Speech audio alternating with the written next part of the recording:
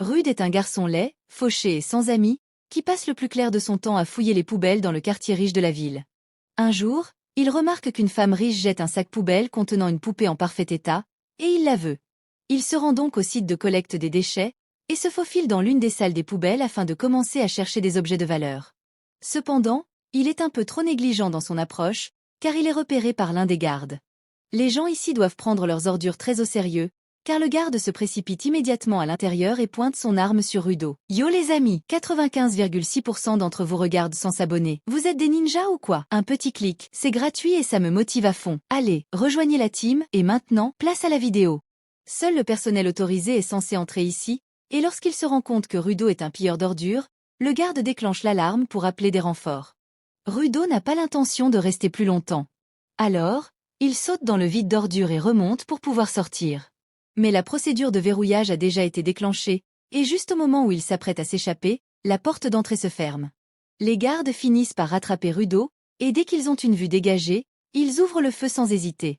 Tout ça parce qu'ils ne veulent pas qu'il fouille dans leur poubelle. Alors que les balles se dirigent droit vers lui, Rudo se concentre et bouge si vite qu'il parvient à les esquiver, même tiré à bout portant. Mais il faut se souvenir que les gardes ne savaient pas qu'il était capable de faire ça. Ils voulaient donc vraiment le tuer, juste pour des ordures.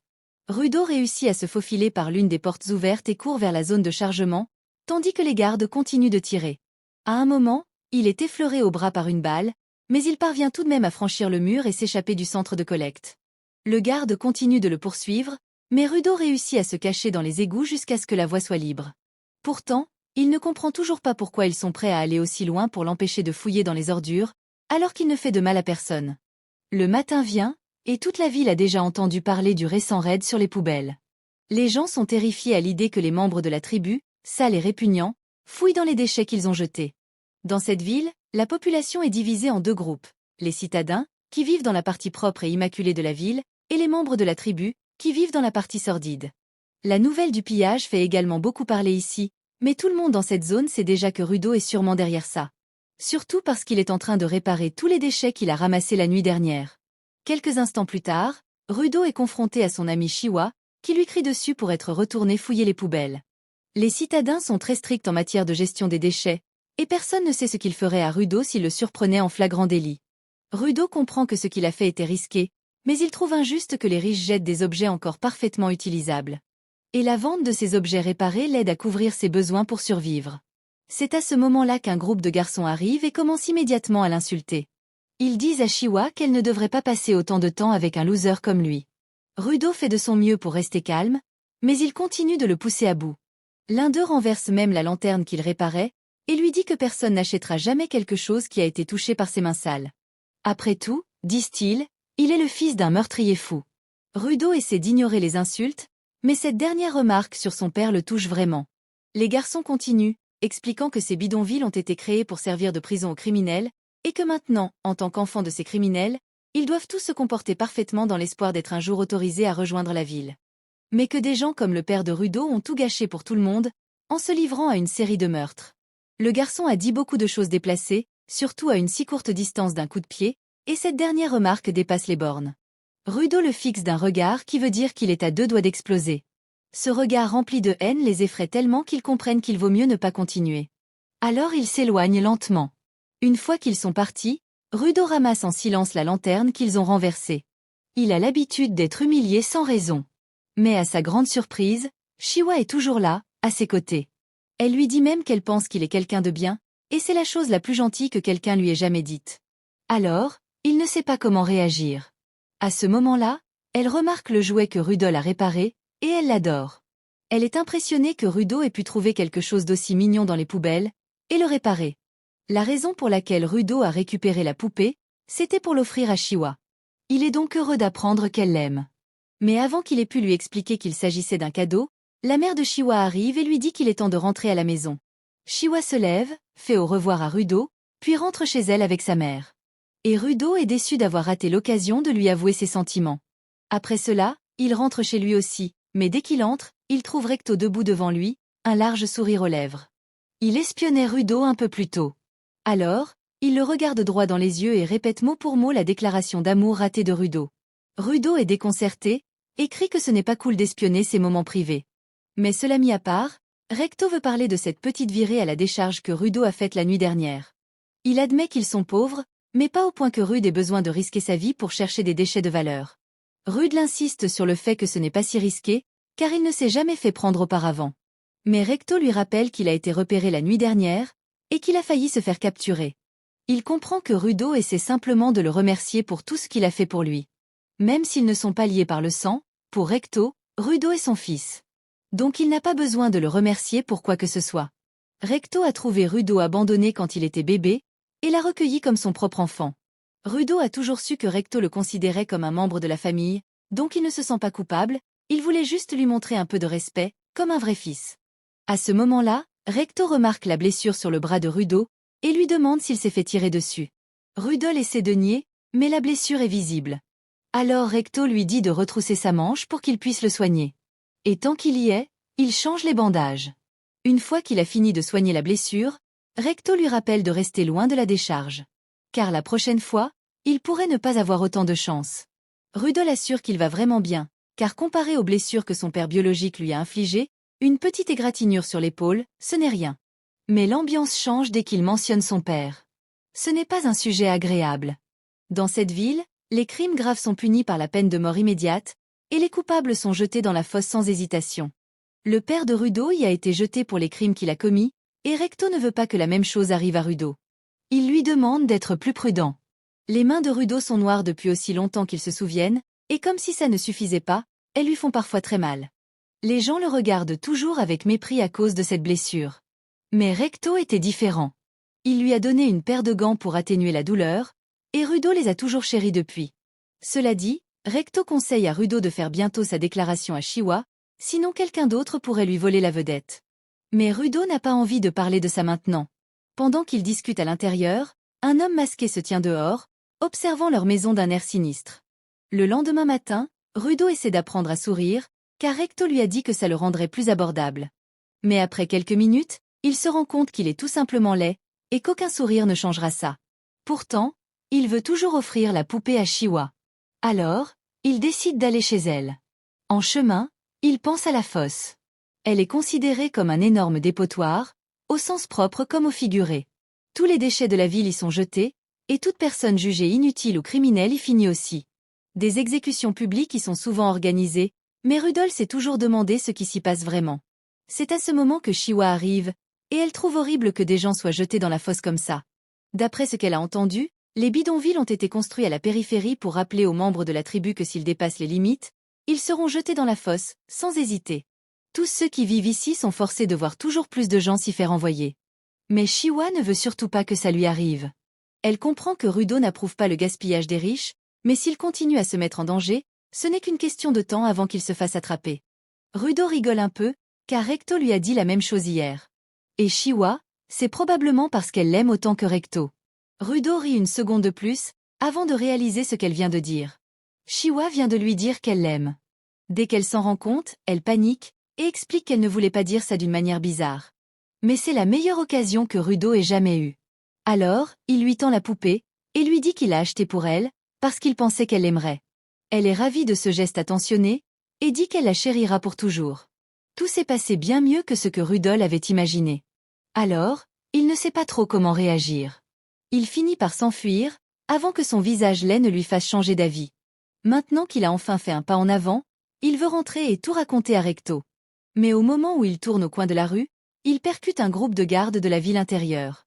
Il ne remarque même pas sa présence. Il le dépasse comme s'il était un simple déchet. La présence d'apôtres dans les bidonvilles n'est jamais bon signe. Mais pour l'instant, Rudo s'en moque complètement. Il a besoin d'aller se vanter auprès de Recto de sa vie amoureuse. Il finit par rentrer chez lui, mais dès qu'il ouvre la porte, il découvre avec horreur l'homme masqué, une épée plantée dans la poitrine de Recto. L'homme masqué s'arrête un instant, surpris par l'apparition soudaine de Rudo. Puis, il reprend ce qu'il faisait et enfonce l'épée plus profondément dans la poitrine de Recto. Rudolph refuse de le laisser mourir devant lui. Il tente de repousser l'homme masqué, mais en moins d'une seconde, il se retrouve plaqué contre le mur, à peine capable de bouger. Il a été battu si rapidement qu'il ne se souvient même pas de ce qui s'est passé. L'homme masqué, lui, ne le considère même pas comme une menace. Il est presque certain que Recto ne survivra pas. Alors, il se lève lentement et commence à sortir. Rudolph ne veut pas le laisser s'échapper. Il crie au meurtrier de s'arrêter, mais ça ne fonctionne pas. Il tente alors de rassembler toute sa force pour le poursuivre. Cependant, il entend soudain Recto essayer de parler. Et aider Recto est plus important que se venger. Alors, Rudo se précipite à ses côtés. Il essaie de le rassurer, lui dit qu'il va chercher de l'aide. Mais il n'y a pas grand-chose à faire quand on a une épée dans la poitrine. Recto attrape sa chemise et lui dit de partir d'ici aussi vite que possible. Rudo ne comprend pas pourquoi il lui dit ça, mais un instant plus tard, il est touché dans le dos par un tasé, puis plaqué au sol par les gardes de la ville. Il l'accuse d'avoir assassiné Recto. Et malgré tous ses efforts pour s'expliquer, personne ne l'écoute. L'un des gardes le frappe jusqu'à ce qu'il perde connaissance. Quand Rudo se réveille, il est attaché au billot, suspendu au-dessus de la fosse, tandis qu'un apôtre le condamne pour un crime qu'il n'a pas commis. Les habitants des bidonvilles ne l'aimaient déjà pas, et beaucoup ne s'opposent pas à son exécution. Rudo se demande comment les choses ont pu en arriver là. Il n'a rien fait de mal, et pourtant, des dizaines de personnes réclament sa mort. Il regarde la foule, supplie quelqu'un de croire en son innocence. Mais tous les visages le fixent avec mépris. Il aperçoit alors Shiwa. Elle est peut-être la seule à croire en lui. Il l'appelle, tente de lui expliquer qu'il n'est pas le meurtrier, lui demande de l'aider à retrouver le vrai coupable. Mais Shiwa l'interrompt. Elle dit qu'elle a été idiote de croire qu'un homme comme Rudol pouvait être autre chose qu'un tueur. Et elle ne veut plus jamais le revoir. Rudol la regarde s'éloigner. Il comprend qu'il est désormais vraiment seul. Mais alors qu'il s'apprête à être abandonné, il aperçoit un visage familier dans la foule. Celui de l'homme qui a tué Recto. À cet instant, il se jure de tuer cet homme. Et tous ceux qui l'ont trahi. Lorsqu'il rouvre les yeux, Rudol est allongé dans un tas d'ordures. Il pue la mort, mais il est surpris d'être encore en vie. Il pensait que la fosse était une condamnation à mort. Il lève les yeux, voit à perte de vue des terres désolées. Puis, il entend un grondement sourd. Quand il se retourne, il aperçoit un monstre géant fait d'ordures qui le fixe. Il réalise alors que ce n'est pas une fosse ordinaire, mais l'enfer.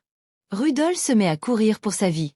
Mais le monstre appelle des renforts, et en quelques secondes, il est encerclé par deux autres créatures.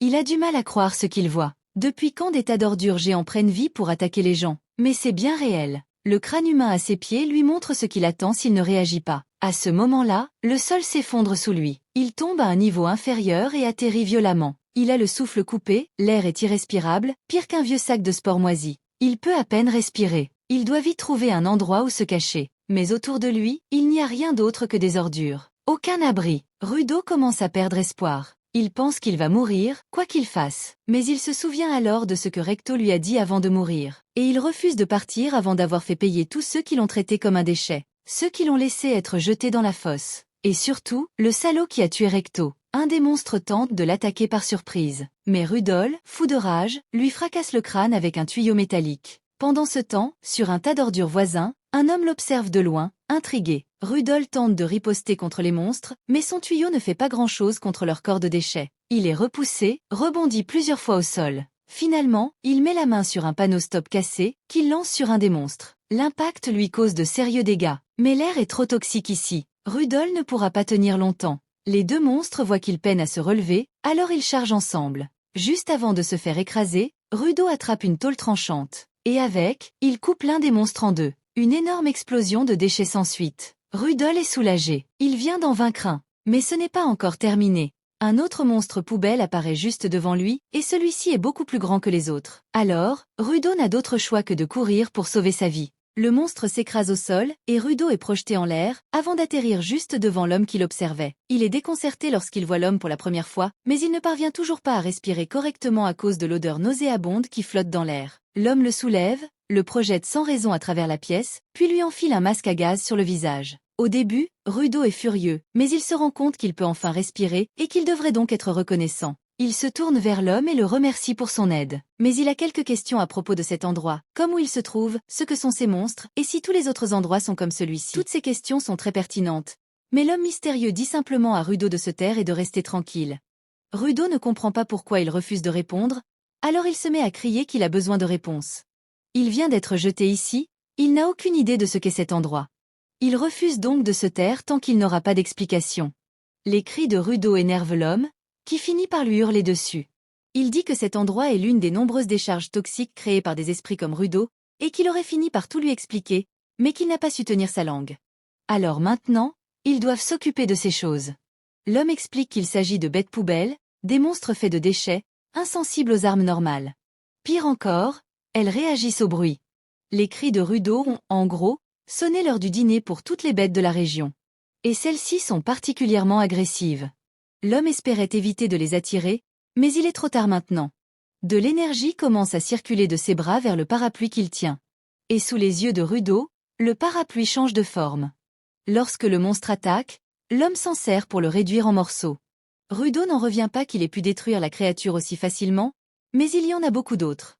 Il reste donc encore pas mal de travail. L'homme se prépare à charger. En quelques secondes, il abat une douzaine de bêtes comme si de rien n'était. Rudo est émerveillé par ce qu'il vient de voir, et il se demande pourquoi ce parapluie est si puissant.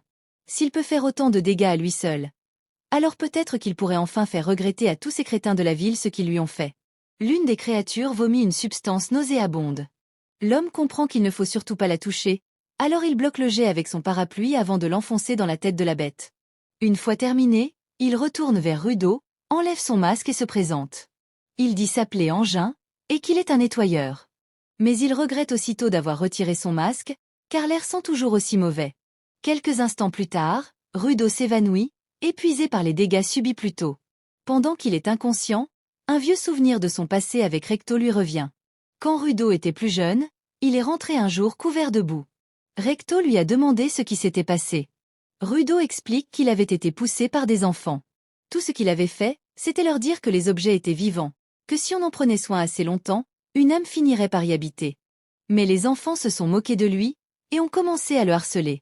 Rudo avait appris cette histoire de Recto, et il se sentait coupable de l'avoir répétée, car ça lui avait attiré des ennuis. Certes, ce genre d'histoire est souvent inventé, mais Recto, lui, y croit vraiment. Rudo s'illumine en l'entendant dire ça, et demande si ça veut dire que tous les objets dans la pièce ont une âme.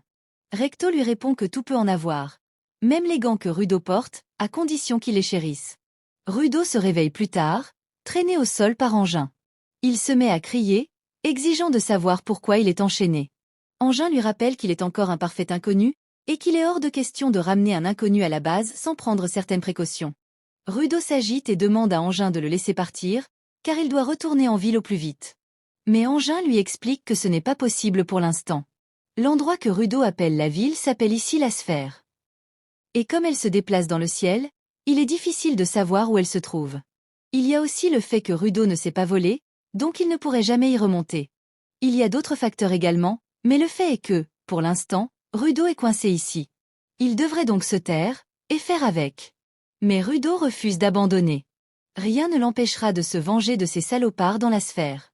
Après tout, Engin a dit qu'il était coincé pour l'instant, ce qui signifie qu'il doit bien exister un moyen de remonter tôt ou tard.